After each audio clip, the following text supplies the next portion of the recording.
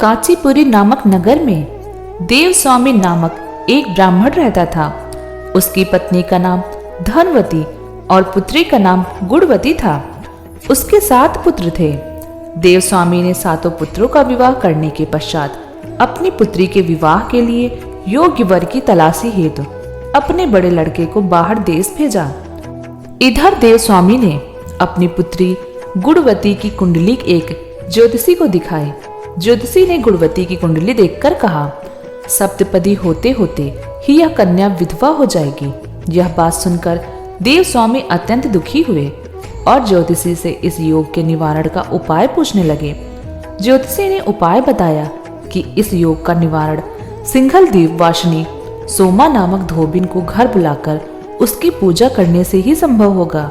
यह सुनकर देवस्वामी ने अपने सबसे छोटे लड़के के साथ अपनी पुत्री को सोमा धोबिन को घर लाने के उद्देश्य से सिंघल द्वीप जाने के लिए रवाना किया। वे दोनों समुद्र के तट पर पहुंचकर समुद्र पार करने का उपाय सोचने लगे, लेकिन उन्हें कोई उपाय नहीं सूझ रहा था। थक हार कर दोनों भाई बहन भूखे प्यासे एक वट की वृक्ष की छाया में उदास होकर बैठ गए। उस वृक्ष के तने की एक खोह में गिद्ध के बच्चे रहते थे। वे दिन भर इन दोनों को परेशान होते हुए देख रहे थे। शाम को बच्चों की माँ उनके लिए कुछ आहार लेकर आई और उन्हें खिलाने लगी, लेकिन गिद्ध के बच्चों ने कुछ नहीं खाया और अपनी माँ से कहा, इस वृक्ष के नीचे आज सुबह से ही 2 भूखे प्यासे प्राणी बैठे हैं। जब तक वे नहीं खाएंगे हम लोग भी नहीं खाएंगे। बच्चों की बात सुनकर उनकी माँ गिद्धनी को दया आ गई। उसने दोनों प्राणियों को देखा और उनके पास जाकर कहा, आपकी इच्छा मैं जान ली हूँ, आप लोग भोजन करें। कल प्रातः मैं आप लोगों को समुद्र पार सोमा के घर पहुंचा दूंगी। गिद्धनी की बात सुनकर उन दोनों भाई बहन की चिंता कम हुई। दोनों को अत्यंत प्रसन्नता हुई। उन्होंने गिद्धनी को प्रणाम कर भोजन किया। प्रातः होते होते गिद्धनी ने उन्हें सोमा के घर पहुंचा दिया। वे दोनों पास के ही जंगल में झोपड़ी बनाकर रहने लगे। उन्होंने अपनी सेवा से सोमा को प्रसन्न करने का निश्चय किया। वे प्रतिदिन सुबह अंधेरे में उठकर सोमा का घर झाड़कर लीप पोत दिया करते थे। सोमा को हर रोज इतने ढंग से अपना घर लिपा पुता एवं साफ सुथरा देखकर आश्चर्य होता था। उसने अपनी बहुओं से इस बारे में पूछा तो उसकी बहुओं ने बताया कि हम लोगों के अलावा और कौन यह काम करने आएगा घर। परंतु सोमा को बहुओं की इस बात पर विश्वास नहीं हुआ और उसने एक दिन सारी रात जाकर घर की साफ सफाई का सारा रहस्य जान लिया। यह जानकर उसे बड़ा दुख हुआ कि उसके घर की सफाई एक ब्राह्मण कन्या और उसका भाई करता है। उनसे इस तरह सेवा करने के कारण पूछने पर भाई ने सोमा को सारी बात बताई, जिसे सुनकर सोमा ने कहा, आज से तुम लोग यह काम करना छोड़ दो।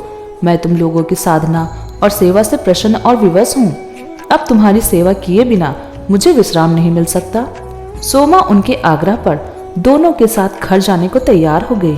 प्रस्थान करते समय उसने अपनी बहुओं से कहा कि यदि मेरी अनुपस्थिति में किसी की मृत्यु हो जाए तो उसके शरीर को नष्ट न करना।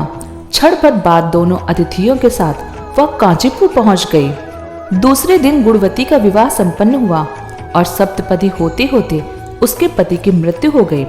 सोमा ने अपने संचित पुण्य का फल गुणवती को दान कर उसके पति को जीवित कर दिया और उन्हें आशीर्वाद देकर वह सिंघल द्वीप के लिए रवाना हो गई।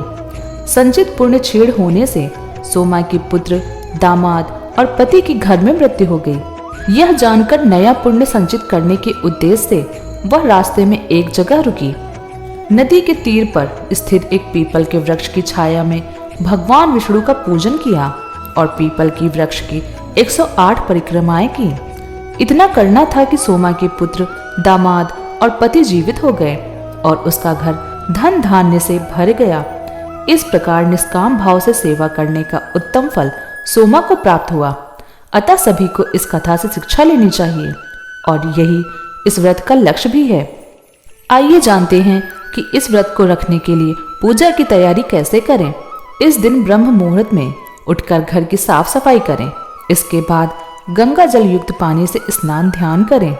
अगर संभव है तो किसी नदी में स्नान ध्यान कर सकते हैं। विष्णु जी का ध्यान करें और व्रत का संकल्प लें।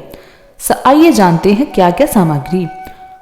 गंगा जल, चौकी बिछाने के लिए लाल कपड़ा, जातक के बैठने के लिए आसन, भगवान विष्णु के लिए वस्त्र, पीला वस्त्र, पंचामृत, तुलसी दल, अक्षत, चंदन, कुमकुम, धूप, फूल फल, नैवेद्य, आरती की थाली।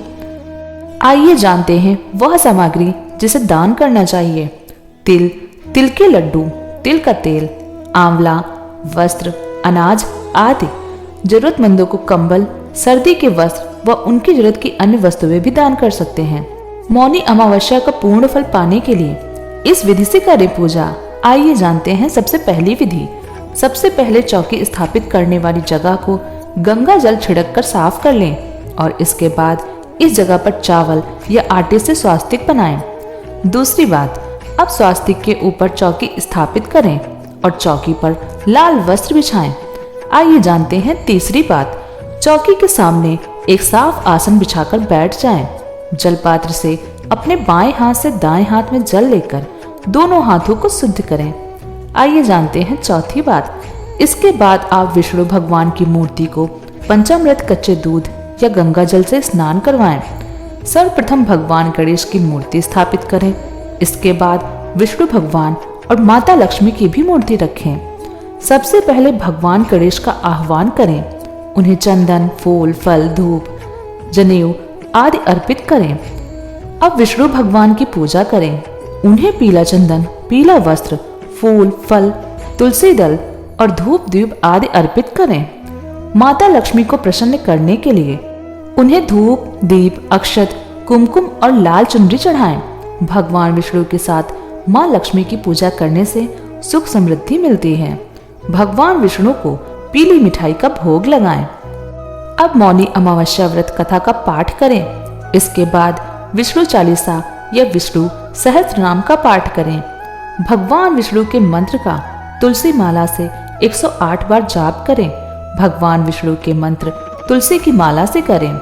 विधिवत पूजन के बाद भगवान श्री विष्णु जी की आरती करें। इस प्रकार मौनी अमावस्या की पूजा संपन्न हो जाएगी।